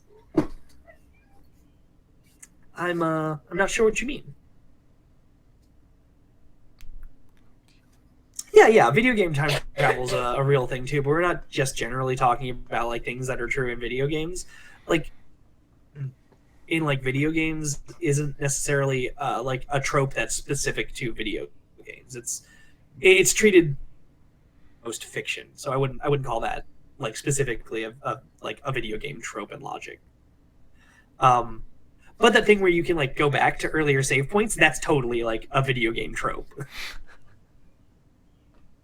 Well, there would be nice to be able to go back to like before college, and like I'd like to respec like my education. That'd be interesting. That'd be really cool. I'd absolutely do that. Oh, Johnny, do you mean like Take all those points that I invested. Take all those points I invested into art practice and art history and put it into something useful like accounting. I'd be making a lot more money, that's for sure. But Johnny, you talking about like potions that increase your experience for a short period of time? I think that's called coffee.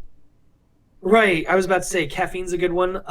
Adderall is a really good potion. As long as it's properly prescribed. Right, yeah, absolutely. Don't do drugs. But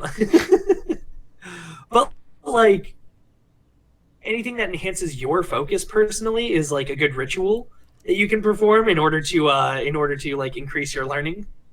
You know, get more XP out of that skill book you're about to go indulge in. Right. Friggin' A. Holy crap. Oh man. Yo, excuse me. So we've gone like almost 2 hours. Way over. Yeah. Holy crap. Righteous. I mean, there's honestly a lot of stuff when it comes to video gaming logic. We might have to do a part 2 of this, because there's still a lot of really crazy stuff. Like, one of my favorite things is drinking potions underwater. Right. That goes back to that inventory discussion we were having at the very beginning. Right, like, actually, no, we have a topic like this. I think it's called video game mechanics. Yeah, we were gonna do that. Yeah. But it's just Video games have logic, but it is logic. It's like boiled down and made a little more simple than real life to make it fun and interesting. Right. But I mean, like, so generally when we're talking about like something that is a logic, not necessarily logical, but a logic is like a way of thinking about a thing, right? And so like video games always have some kind of logic to them, whether or not that is logical in the sense that we think about it and that it makes sense or is realistic is often like untrue, debatable, but mostly just untrue. Right, yeah. Like the first thing we talked about was eating food to recover health. If that were true, then like, there shouldn't be hospitals, there should be cafeterias. Right.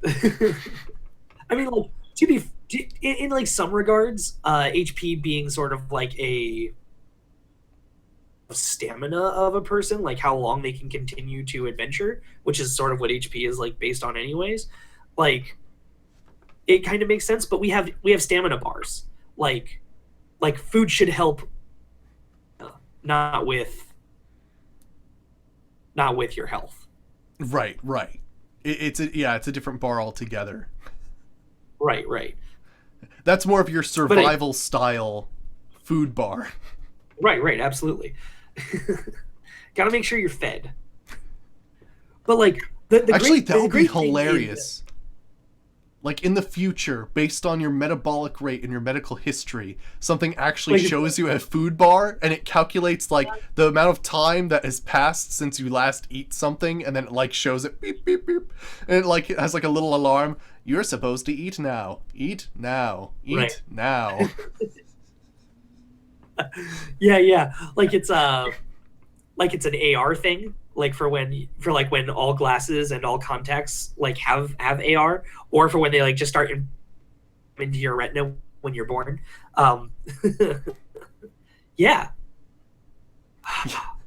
But gosh, if I had that though, it would say you need to be drinking more water. You need to be drinking more water.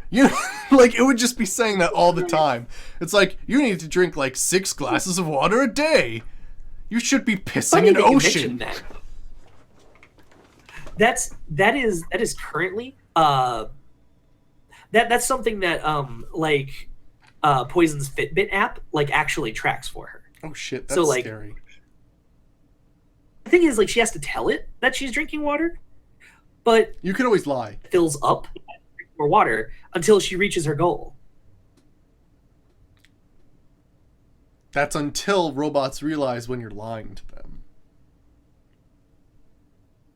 Yeah, it is mostly. And then they become self-aware and start lying to you. Right. It's mostly like it's not really about tracking it for something because like poison doesn't get any part of the whole thing except that she gets to live a healthier life, which is a reward on its own, right? So like that's you don't do it to like cheat. You do it to you don't do it so you can win Fitbit. You do it so you can be honest with yourself and make sure that you're living a healthier life. What if I just want to win Fitbit? Well, then you can get yourself a Fitbit and like track and like go into the app and you can like you can just thing and it doesn't know how to tell you're not. It's like you got the console commands on and it can't tell. Oh gosh, freaking name. What if you want to win Fitbit? Well, if you walk 10,000 steps every day, that's why you put it on a washing machine. Right? Oh my gosh. Freaking A. No. Because it has like a little heartbeat monitor on it, so it knows if you're dead or not. That's a little weird. The robot knows it wouldn't technically know that you're dead. It would just be like, we're not sensing any heartbeat right now, so it wouldn't track steps in that case. Yeah. Avery was just talking about the heart rate one. Yeah. Yeah. I just imagine like a friggin' robot with like the heart rate detection. It's like, shh, be quiet now, sleep, go into the forever dark.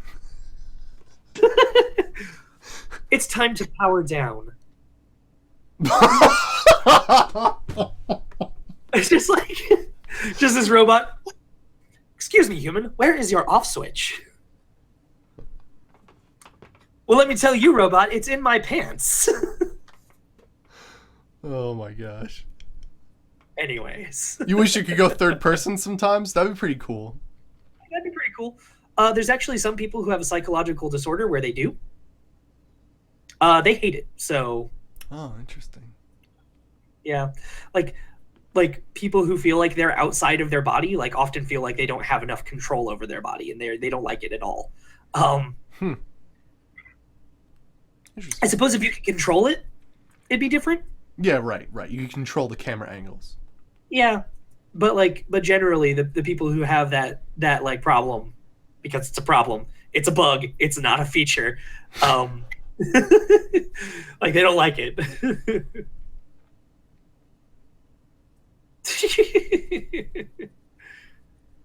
Oh no, my apologies, Avery. I misread that. Yeah, I'm sorry. Like that's a trouble. Mm. Yeah. No, I wasn't intending to. I wasn't intending to laugh. Like that's a serious issue. Like I'm. Yeah, no, I imagine that's very disconcerting and it's really not fun. Mm-hmm. I have very like low level psychological distress that I go through. It's just stress related. That, and like I don't. Anyways, that got heavy. I'm gonna stop talking. Yeah. All right. Well, I think I'm gonna move on to The Witcher 3 then. Yeah. Right. That sounds cool. Yeah. Because I think we've done enough video game tropes. Oh, that's legit. Yeah. Well, we'll have other discussions in the future about like video game mechanics that are interesting. But I feel like we've covered all the freaky, silly stuff that happens when it comes to, well, you've just got to accept it because it's a video game sort of deal. Right. But yeah, so I am going to switch over to the title screen. I will be back in just a second. I've got to switch the title and all that. So thank you for joining us, chat, and thank you for joining me, Saberwolf. All right, awesome. So yeah, I'll be back in just a second. See you in a bit for more Witcher.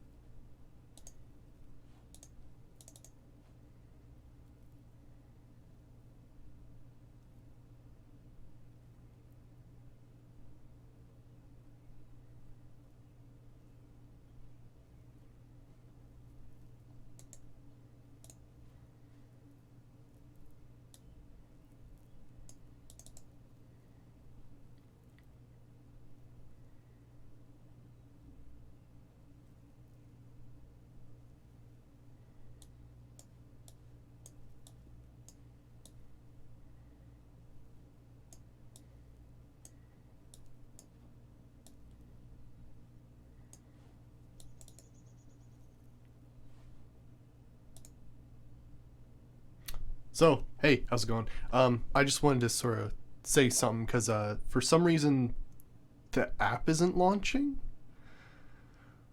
So I might need to restart my computer actually, because no matter how many times I actually click like on the icon or even try to open Steam, nothing happens, which is kind of weird because it totally says I've been connected to the internet. So I may actually have to log back in and off. So I'll be back. Just stay tuned. I'll get the stream up and running as soon as I'm able. All right, see you in a bit.